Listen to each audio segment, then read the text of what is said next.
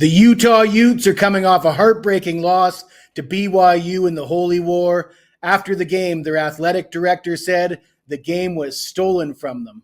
Can Utah pick up the pieces here in Colorado on Saturday afternoon? Well, we're going to talk about it, but before we do, I got to tell you about a promotion we have available right now at WagerTalk.com.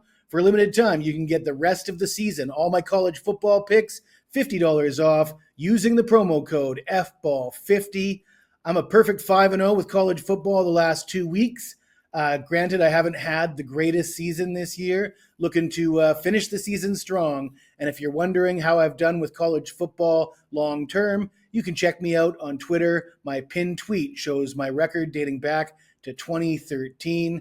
It's worth having a look at. As always, there's no purchase necessary. You're more than welcome to tune in just for the free picks. The only thing I ask from you is that you take the time to smash that like button, and that will allow me to keep putting out these videos. Let's get into it. Colorado will be an 11.5-point favorite. Money coming in on the Buffaloes. It's easy to see why. I said earlier, can Utah pick up the pieces? That's going to be tough. That was a tough loss against BYU, and their athletic director, I think he made an ass of himself after the game.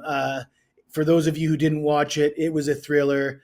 It appeared that the game was over not once but twice in the final minute. But it was no fault of BYU. I mean, the first mishap was BYU called a timeout. Nobody heard it. Everybody thought the game was over. So they got to replay that play. And immediately after that, we got a controversial holding penalty. Yeah, I mean, there was a few controversial penalties at the end of the first half that went against BYU. You see controversial holding penalties all the time.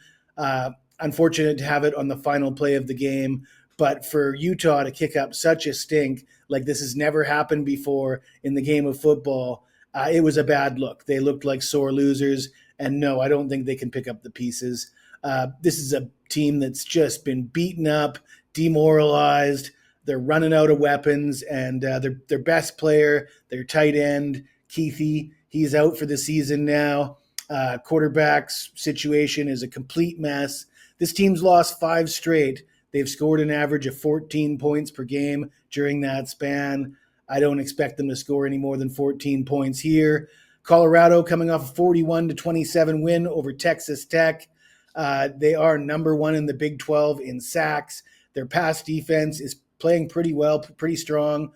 Their run defense, pretty middle of the road. They're giving up 150 yards per game, 3.9 yards per carry. That's not bad. It's not good. It's just about average, but one-dimensional Utah offense is going to struggle.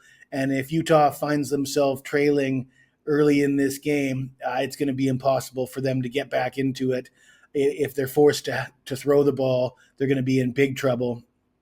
So I'm definitely going to take Colorado minus the points in this game. I think terrible spot for Utah.